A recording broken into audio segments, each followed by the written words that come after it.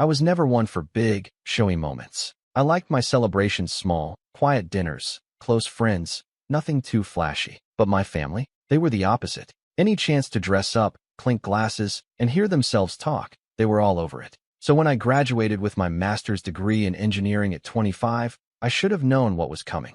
A fancy dinner at the most expensive steakhouse in the city, wine flowing like it was free, my parents holding court like they'd earned the degree themselves.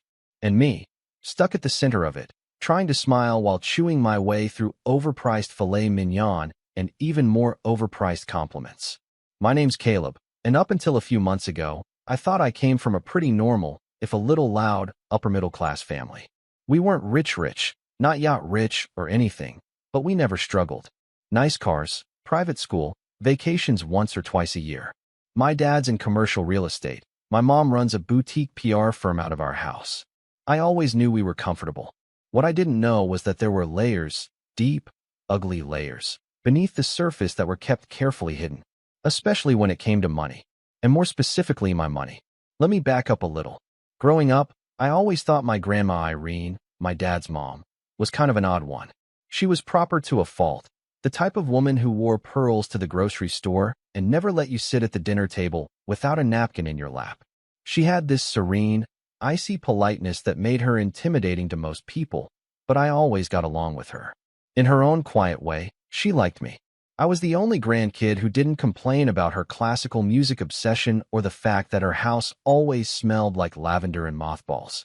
We'd play chess, drink tea, and she'd tell me stories about her childhood in London during the war. She wasn't warm, exactly, but she was consistent. Dependable. When I was 12, I overheard my mom talking to my dad late one night. She sounded annoyed. "Why does she have to make everything about him?" she said. "It's always Caleb this, Caleb that." You'd think he was the only grandchild she had. "Because he listens," my dad replied. "And he doesn't treat her like an antique." I remember feeling kind of proud hearing that. Like I'd passed some invisible test I didn't know I was taking. But then high school happened, and everything started to shift. My younger sister, Natalie, 2 years my junior, was always more of a firecracker. Charismatic, dramatic, always the center of attention. She had this way of making everything feel like a performance. She wasn't mean exactly, but she knew how to manipulate a room, especially our parents. And somewhere between her sophomore year and my senior year, she became the obvious favorite. Suddenly, everything was about Natalie. Her dance recitals, her artistic spirit, her heartbreaks over boys she dated for 2 weeks. When she got a B in chemistry, it was the teacher's fault. When I got an A in calculus, it was, maybe you should have studied harder. At first I thought I was imagining it, but the favoritism became too obvious to ignore. Still, I kept my head down. I figured it wasn't worth the fight. I got into a good college, worked 2 jobs to help cover my own expenses, and didn't look back. Grandma Irene was one of the few who stayed in touch while I was away. She'd write long, neat letters on monogrammed stationery, updating me on her garden and what books she was reading. She never sent money, just thoughts, advice, and the occasional crossword puzzle she couldn't solve. I wrote back every time, even when I was swamped with finals or exhausted from double shifts at the bookstore. Then came grad school. I got a scholarship that covered part of my tuition, and I took out loans to cover the rest. I remember talking to my parents about it, hoping for a little help, maybe even a small loan with low or no interest. But they were oddly cold about it. "You're an adult now," my mom said. "We've done enough. Time to stand on your own," my dad added. It stung, but again, I let it go. I figured I wasn't entitled to anything, and honestly, I was used to doing things alone by then. Fast forward to my graduation dinner. My parents rented out the private room of a 5-star steakhouse downtown. It had one of those long, gleaming tables with too many forks, dim lighting, and a view of the skyline. My mom wore a sequin black dress and kept giving me these forced smiles like we were posing for a campaign ad. My dad slapped everyone on the back like he'd won something. Natalie was there, of course, draped in a designer gown, pretending to be mildly interested while texting under the table. The room was full of distant cousins I hadn't seen in years, my dad's business partners, a few family friends. It was excessive. I would have been fine with pizza and beer in a backyard, but apparently this was for appearances. I was mid-sip of sparkling water when Grandma Irene rose from her seat, and tapped her knife gently against her wine glass. The sound was delicate but commanding. Everyone turned to look. "I'd like to say a few words," she said, her voice steady and elegant. "Caleb, darling, I know you're not one for speeches, but I hope you'll indulge me." I smiled and nodded, not thinking much of it. She raised her glass a little higher. "I'm so proud of everything you've accomplished. You've worked hard, you've stayed grounded, and you've always been kind, even when others weren't. That's rare these days. And I'm especially proud of how responsibly you've handled the $2,750,000 I set aside for you all those years ago." The air changed. It was like the room had been holding its breath and suddenly forgot how to exhale. I froze, the glass in my hand halfway to my mouth. The blood drained from my face, and for a second I thought maybe I'd misheard her. "What?" I said, my voice low, barely audible. Grandma Irene smiled, mistaking my shock for humility. "Well, you've never been one to brag. But I think it's important to acknowledge your financial wisdom, especially with such a sizable trust fund. You've made me very proud." There was a long, terrible silence. My parents looked like they'd just seen a ghost. Natalie's jaw hung open in a perfectly dramatic O shape. One of my dad's friends coughed awkwardly. I looked at my grandmother, feeling the room spin around me. "What trust fund?" I asked. Her smile faded. "The one I set up for you when you were born," she said slowly. "The one I've been contributing to for the past 25 years. The one your parents have been managing on your behalf." And just like that, the silence turned from awkward to deadly. My mom's hand gripped the stem of her wine glass so tightly I thought it might snap. My dad let out a short, tense laugh, like he was trying to play it off. "Oh, Irene," he said quickly, "let's not bore everyone with finances. Let's enjoy the dinner." But it was too late. The room had turned cold. My pulse pounded in my ears. My hands were shaking. I looked from my grandma to my parents and back again, trying to make sense of what I'd just heard. 2.7 million. And I had never seen a single dollar. I leaned back in my chair, suddenly feeling like a stranger at my own celebration. My mouth went dry. Questions swarmed my brain like angry bees. Where was the money? Why didn't I know about it? What had they done with it? But most importantly, how long had they been lying to me? That was the moment everything began to unravel. And I hadn't even touched dessert yet. I don't remember much about the rest of that dinner. I sat there frozen, heart pounding, staring at the perfectly folded napkin in my lap like it might have the answers. I was aware of people trying to steer the conversation back to safe topics. Someone made a comment about the wine, someone else complimented the filet, but it all sounded muffled, like I was underwater. Meanwhile, my parents wore these tight, forced smiles, and Grandma Irene, clearly confused by the reaction, glanced around the table like she'd misread the room entirely. When the waiter came around with dessert menus, I excused myself and walked straight to the bathroom, locked myself in a stall, and just stood there, staring at the graffiti on the inside of the door like it would help make sense of any of this. $2.75 million. My name, my trust fund, and I'd never even heard about it. After a few minutes, I texted my best friend Evan. "Dude, my grandma just announced at dinner that I have a $2.7 million trust fund. News to me." He responded in all caps. "What? Bro, what the actual heck?" I didn't reply. I just sat there, elbows on my knees, staring at the floor and trying to piece it all together. My parents had managed it. That's what she said. So where was it? When I finally came back to the table, most of the guests had moved on to dessert. The tension had diffused a little, but not for me. I was locked in, watching. My mom wouldn't meet my eyes. My dad was drinking faster than usual. Natalie was typing away on her phone like she couldn't wait to update her group chat. Grandma Irene, ever the picture of grace, tried to steer things back to normal. "So Caleb," she asked, "how is the new apartment? Are you finding the neighborhood safe?" I opened my mouth, but before I could speak, my mom cut in. "It's fine," she said, waving a hand. "It's a starter place, but he'll upgrade eventually. We told him not to overspend, especially with, you know." She trailed off. I raised an eyebrow. "Especially with what?" I asked. She flinched, just a little. "Oh, nothing. Just, you know, the economy. It's best to be cautious." I didn't push it then, but I knew something was wrong. I could feel it in my chest, like a splinter working its way deeper under the skin. We wrapped up dinner, took a few forced photos, and said goodnight to the guests. Grandma hugged me tight and whispered, "You've made me proud. darling." Then she was whisked away by her driver, leaving me standing next to my parents in the valet circle, still trying to breathe normally. "Can we talk?" I asked. My mom gave a brittle laugh. "Caleb, it's late. Let's not do this here. We can do it at home then." "I've got work in the morning," my dad muttered. "We'll talk later." "No," I said more firmly. "Now." There was a pause. My dad exhaled sharply. "Fine. Natalie, go home. We'll take Caleb back with us." She raised an eyebrow. "You serious? This is about the trust thing, isn't it?" "Go," my mom snapped. Natalie rolled her eyes and walked to her car like it was the biggest inconvenience of her life. The ride home was dead silent. I sat in the back seat like a kid again, staring at the back of their heads. My mom fiddled with her phone. My dad's grip on the steering wheel was tight. No music, no small talk, just the low hum of the engine and the thrum of my pulse in my ears. When we got to the house, I walked in first and sat down in the living room. They didn't offer me a drink, didn't take off their coats. They stood across from me like they were about to deliver bad news. "I want the truth," I said. My mom crossed her arms. "Caleb, it's complicated." "No, it's not," I snapped. "Did Grandma set up a trust fund for me when I was born?" They exchanged a look. My dad spoke first. "Yes." "Have you been managing it?" "Yes." "And where is it now?" That was when my mom sat down, slowly, like her legs had given out. "It's gone," she said. My heart stopped. "What do you mean it's gone?" "We used it," she said softly. "For what?"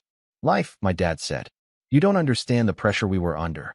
Private school tuition, the mortgage, your grandmother's medical bills." "She's still alive?" I interrupted. My mom's voice rose. "She had surgery last year. Caleb, do you think any of that was cheap? And your college? Do you think we just had that money lying around?"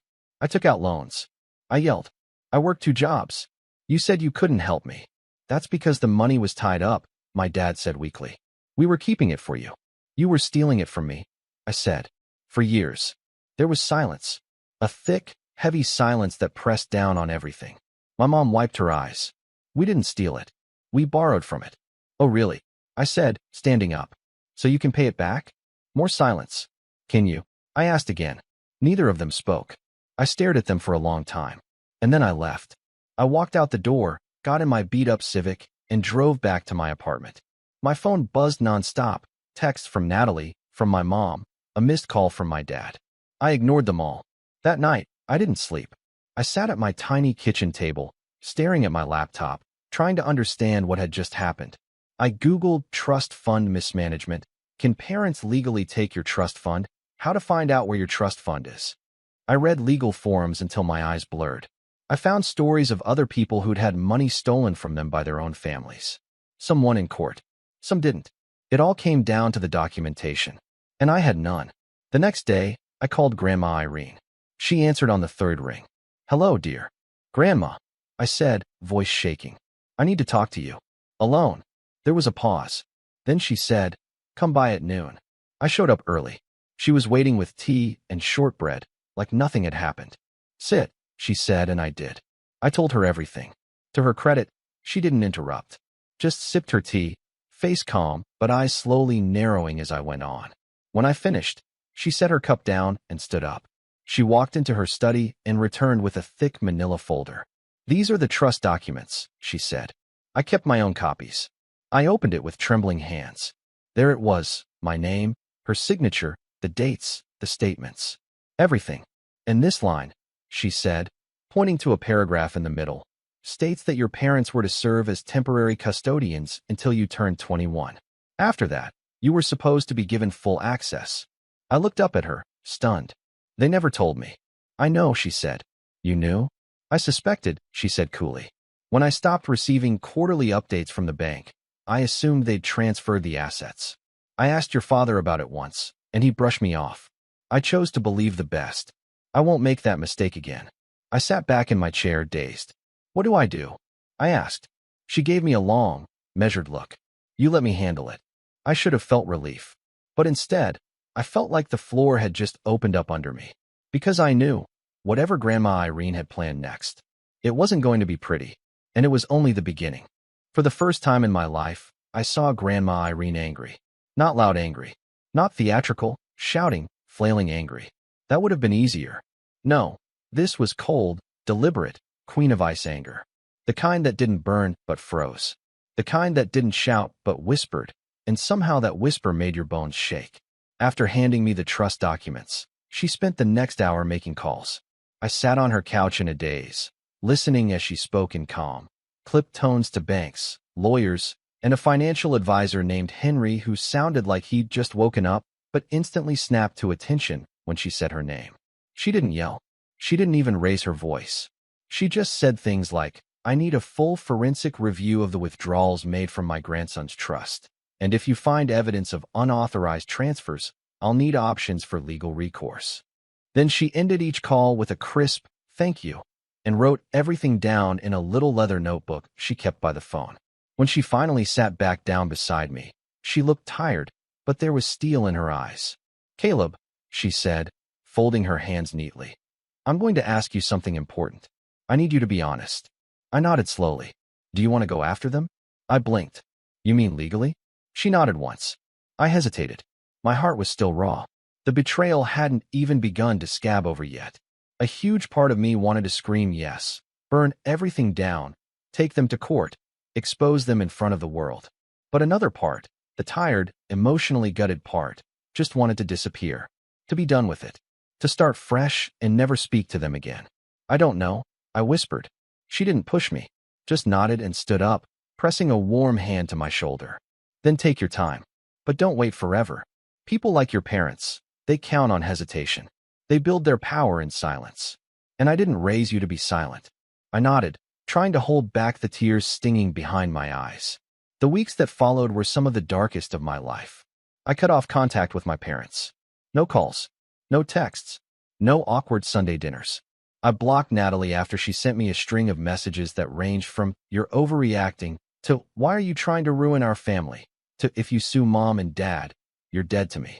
I wish I could say I stayed strong, that I bounced back immediately and channeled my rage into productivity. But the truth was, I spiraled. I couldn't focus. I stopped job hunting. I stayed up late scrolling through forums about financial abuse, reading horror stories that felt all too familiar. My sleep schedule shattered. I lived on cereal and microwaved rice. My student loan statement sat unopened on my desk. I started ignoring my friends' calls, embarrassed that I didn't know how to answer the one question everyone was asking. "So what are you going to do now?" I didn't know. I didn't know who I was anymore. Everything I thought I'd earned, my degree, my independence, my pride in having made it on my own, suddenly felt hollow. I hadn't been building my life from scratch. I'd been robbed of the tools I was supposed to have.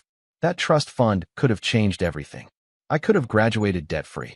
Could have bought a place instead of paying rent to a landlord who didn't fix the heater. Could have invested, started a business, helped my friends, donated to causes I cared about. Instead, I was scraping together $40 for groceries while my parents had apparently been dipping into my inheritance for over a decade. It felt like drowning. But worse, it felt like being held underwater by the very people who were supposed to keep me afloat. And then, something shifted. It was slow, almost imperceptible at first. But I remember the exact moment it started. I was standing in line at the post office, waiting to mail a rent check because my landlord was too old school for online transfers. The guy in front of me, late 50s, tan windbreaker, kind eyes, accidentally dropped his envelope. I bent down to pick it up and handed it to him. He smiled and said, "You look like a sharp young man. What do you do?" The question made me freeze. I didn't know how to answer. Unemployed? Betrayed? Legally betrayed? But instead, I heard myself say, "I'm an engineer." And it hit me. I was still me.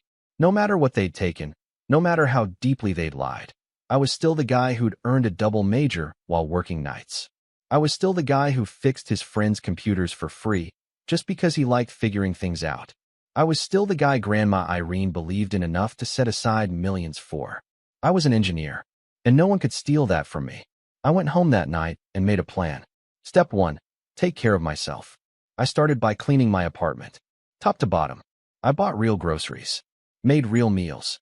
I even opened those student loan statements, calculated exactly what I owed, and made a spreadsheet. It was sobering, but also clarifying. I'd been drifting. Now, at least, I had a starting point. Step 2, find a job. I reworked my resume, applied to everything I was qualified for, and even reached out to a few professors for references. One of them, Dr. Liang, my thesis advisor, wrote back immediately and invited me to speak on a panel at an engineering seminar the following week. "You've got a good head on your shoulders," he wrote. "Don't let bad people take that from you." Step 3. Protect my future. I met with Grandma Irene's financial advisor, Henry. He was sharp, older, and terrifyingly efficient. "We're gathering statements," he told me. "Once we know how much they withdrew, we can decide whether to press charges, demand repayment, or pursue civil litigation." I swallowed. "And if the money's gone?" He looked me in the eye. "Then we go after the house, the cars, the businesses.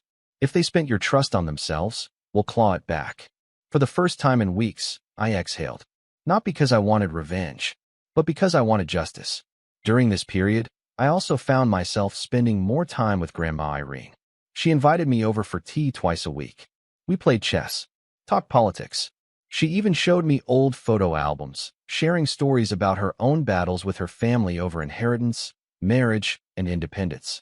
"I wasn't supposed to go to university," she told me one afternoon, staring at a photo of herself in a black and white cap and gown. "My father thought it was a waste of time. But I fought him, and I won." She looked up at me, eyes sharp. "You come from a long line of stubborn people, Caleb. Use it." She also insisted on giving me a monthly stipend while the trust investigation unfolded. "Not a handout," she said, "a bridge. Think of it as a rebalancing," she said. "They stole your head start. I'm giving you a running start." With her support, I was able to accept a job offer at a small but promising tech firm across town. The pay wasn't amazing, but the work was fascinating, and they respected me, valued me. That alone felt like a miracle. I threw myself into it, designing systems, solving problems, feeling like I mattered again. I even started building a little side project of my own, a budgeting app for young adults from unstable family backgrounds. Something I wished I'd had. And slowly, my confidence came back. Not all at once. Not in some movie-style training montage. But piece by piece. Day by day. I stopped flinching when I heard my mom's ringtone. I stopped doubting myself when I spoke in meetings. I started making plans, real ones, for the first time in months. I was still angry. Of course I was. There were nights when the rage flared back up, and I found myself pacing the apartment, fists clenched, heart pounding. But there was something else now. Something stronger. Purpose. And that purpose only grew stronger when I got a call from Henry one rainy Thursday afternoon. "We found it," he said. "Found what?" "The paper trail. Your parents withdrew nearly $1.8 million over the past decade. Most of it funneled into private accounts, luxury purchases, and, get this, Natalie's college fund." My throat went dry. "They paid for Natalie's school with my trust fund?" "Among other things," he said grimly. "Vacations, renovations, a new BMW registered in your father's name. There's a clear pattern of misappropriation." I was silent for a long time. Then I said, "What are my options?" And Henry, bless his calm, legal soul, said, "You've got plenty." I didn't sleep that night. Not because I was anxious, but because for the first time, I was excited. Not to destroy them, but to reclaim what was mine. And maybe, just maybe, show them that their biggest mistake wasn't stealing from me. It was thinking I wouldn't fight back. And that fight, it was about to begin. I always thought revenge was about fire, about rage, heat, the thrill of tearing everything down. But when it finally came time to act, it didn't feel fiery at all. It felt cold, methodical, focused. I wasn't looking to destroy my family in some dramatic public spectacle. No, I wanted precision. I wanted truth. I wanted them to look me in the eye and understand exactly what they'd done, down to the last cent. And I wanted them to know that I was the one pulling the strings now. That the kid they thought would stay quiet, stay small, stay manageable, wasn't playing by their rules anymore. But first, I had to play it smart. Henry helped me put together a timeline, a forensic breakdown of every transaction they made from the trust over the last 10 years. With Grandma Irene's original documents and the updated banking records, we traced a full $1.82 million that had been spent without authorization. They'd made themselves the custodians of my future, and then spent it like it was their vacation fund. The real kicker? Nearly $400,000 had gone toward Natalie. Tuition, study abroad, even a $15,000 art grant listed under something called the Lillian Creative Exploration Fund, a nonprofit my mother apparently registered in her own name. She created a fake foundation? I asked Henry, horrified. He nodded. Looks like it. The only beneficiary was Natalie. It's textbook laundering. And that was when I realized this wasn't just betrayal. It wasn't even just theft. It was calculated. They hadn't stumbled into this. They hadn't borrowed a little here and there and lost track. No, they'd built a whole system to drain me dry while keeping me clueless. The college loans, the financial shutout, the guilt tripping, it was all part of the same quiet, ugly machine. I was done waiting. The first person I reached out to was Natalie. Not to yell, not to vent. I needed her to confirm what I already suspected. I waited until she posted on Instagram some smug photo of her posing in a rooftop pool with the caption, "Manifesting good vibes, only sparkles," and then called her. She answered on the third ring. "Well, look who finally unblocked me," she said, voice full of sugar and steel. "I need to ask you something," I said, skipping the pleasantries. "Did Mom and Dad ever tell you where your college money came from?" She laughed. "What, is this a quiz? I thought this was about the trust fund thing. Are you still sulking about that? Answer the question." She paused, clearly taken off guard by my tone. "I don't know," she said finally. "They said they had savings. That grandma helped, maybe." "Grandma never paid for your school," I said. "That money came from my trust fund." Silence. "You're lying," she said, but her voice cracked just enough to tell me she wasn't sure. "I have the paperwork," I replied. "Bank statements. Legal records. Mom created a fake grant to funnel the money." Another pause. Longer this time. "You think I knew?" she snapped. "I think you never asked." She hung up. That was fine. I wasn't looking for closure from her. But what I had gotten was confirmation. She didn't know. Which meant my parents had kept even her in the dark about just how deep the theft ran. That gave me a powerful advantage. The second step was gathering my allies. Grandma Irene was already in my corner. Henry, too. But I needed someone who understood the emotional terrain, the way my parents operated when backed into a corner. That's when I reached out to Aunt Marlene. Marlene was my dad's younger sister. She lived upstate, taught literature at a small liberal arts college, and had always been the family's black sheep. When I was a kid, she'd show up to Christmas dinners wearing combat boots and quoting Audre Lorde. She and my dad had fallen out years ago over some money thing, but I never knew the details. When I called her out of the blue, she didn't hesitate.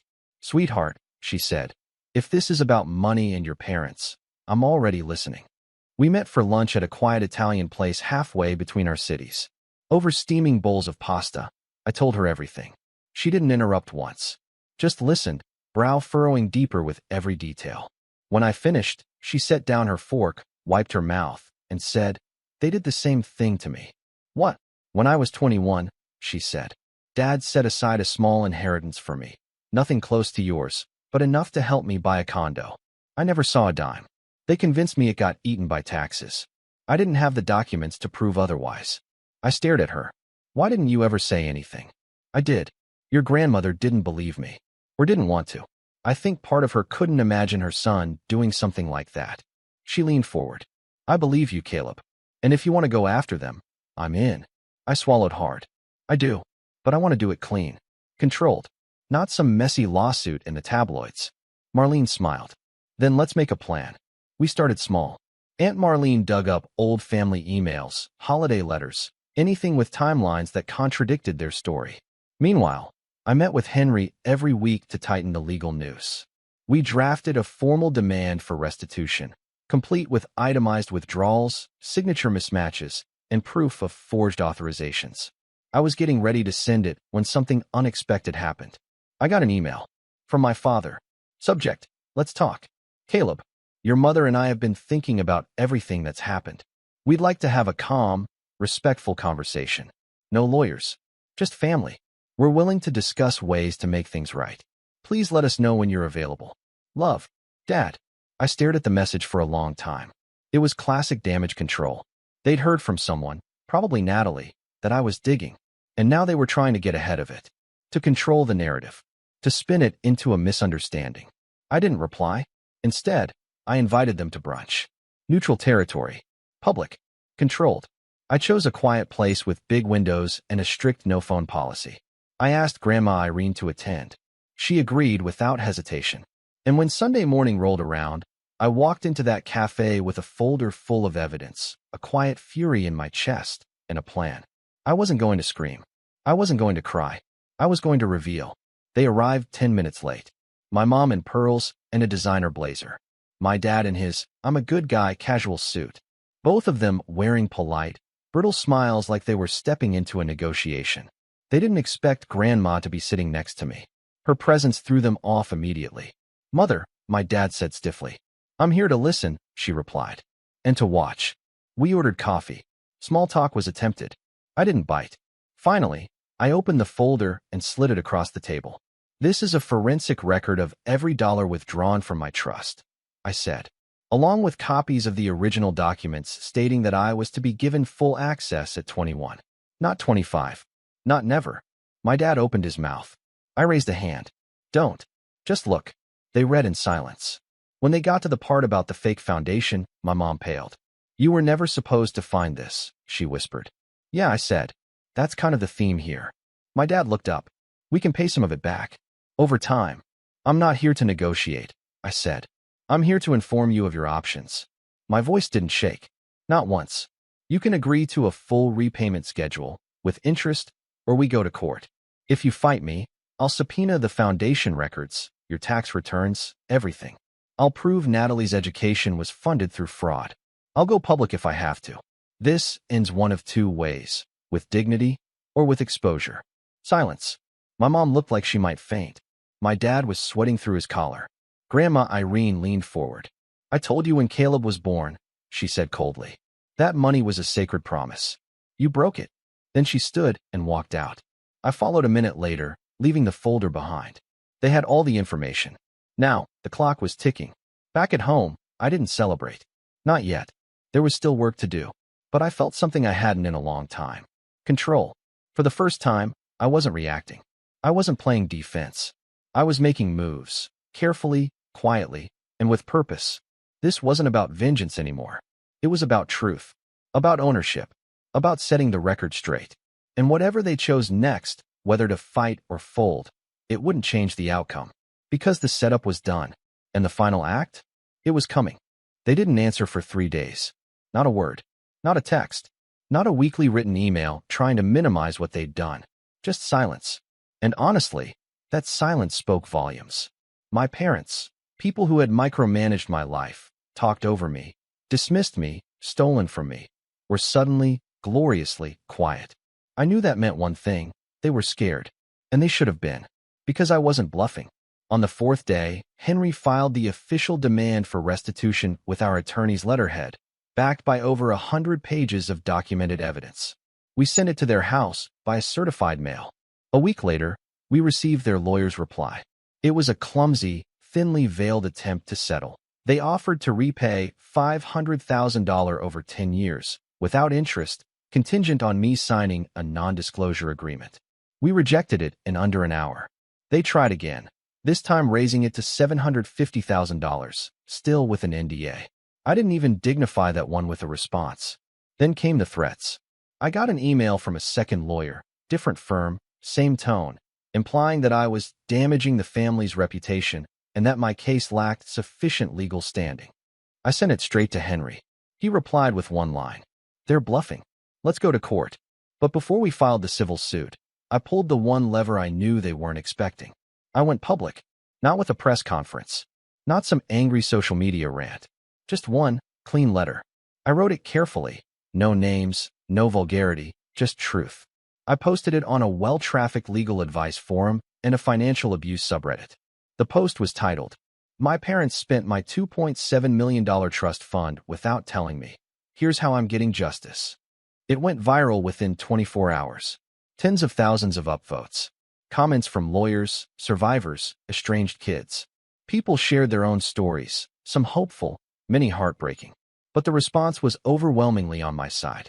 And then the story caught traction outside Reddit.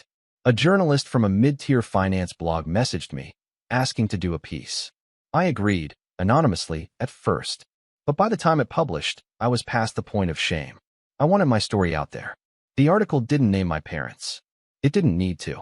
Anyone who knew them knew it was them. 2 days later, Natalie called me. "You humiliated them," she spat. I stayed quiet. "They can't show their faces at the club. Dad lost a client. Mom hasn't left the house. You think I care? You've destroyed our family. No, I said. They did. I'm just shining a light. She hung up. I haven't heard from her since. The civil suit was filed 1 week later. It made waves in our community. My dad's real estate network whispered. My mom's boutique clients evaporated almost overnight. No one wanted to be associated with someone accused of defrauding their own son. The discovery phase was brutal for them. Their financial records revealed everything. The BMW, the Hawaii trips, the tuition payments disguised as educational consulting, the trust fund disbursements laundered through shell accounts. It was all laid bare. We offered one last settlement, full repayment of the $1.82 million, plus 4% annual interest compounded over 10 years, no NDA. In exchange, I would agree not to pursue criminal charges or tax fraud investigations. They refused. So we went to court. The trial lasted 3 days. I testified. Calm, direct, no theatrics. I brought the trust documents, the banking records, Grandma Irene's notarized affidavit. Aunt Marlene even flew in to testify about what they'd done to her. My parents didn't testify. Their lawyer tried to paint it all as a misunderstanding. Said they were just trying to help me by managing the money responsibly. The judge didn't buy it. His verdict was swift and scathing. He ordered them to repay the full amount, with interest, within 120 days. He froze their assets, placed liens on their properties, and referred parts of the case to the state's tax fraud division for potential criminal investigation. They left the courtroom gray-faced and shaking. I walked out into the sun. The fallout was slow, but absolute. Their house, my childhood home, was listed within a month. So was the lake cabin they bought in 2017 with money they never should have touched. The country club revoked my father's membership quietly, without fanfare. My mom's PR firm shuttered after her last 2 clients pulled out. The once perfect image they curated for years, successful, classy, respectable, crumbled under the weight of what they'd done. As for Natalie, I heard she dropped out of grad school. Apparently, when the truth came out about how her scholarship had been funded, she lost access to her university's financial aid. I didn't gloat. I didn't reach out. I just moved forward. With the restitution finally in my hands, every cent accounted for, I did 3 things.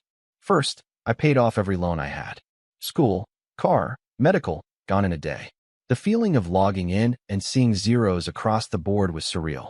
Second, I donated $100,000 to a nonprofit that helps young adults escape financial abuse. I included a note for everyone who was never believed. You are not alone. Third, I started my own business. The budgeting app I'd built during my lowest months. I launched it for real. Hired a small team. Invested in development. Within 6 months, we hit our first milestone, 10,000 users. I named the company First Light because that's what it felt like, stepping out of a long, cold night into something new. Grandma Irene passed away peacefully in her sleep the following spring. She left me her estate. I stood at the graveside in a tailored suit she once bought me for interviews, clutching the last letter she wrote. It was short, handwritten in blue ink on her usual monogram stationery. They were never worthy of you. I hope you never let them dim your light again. You were always the best of us. Irene. I kept that letter in my wallet for a long time. Still have it, folded and worn. A reminder of who I was and who I became. All those years, I thought my parents were the architects of my life, that I had to bend around them, please them, survive them. But in the end, they taught me the most valuable lesson of all. That freedom comes when you stop asking for permission and start taking back what was always yours.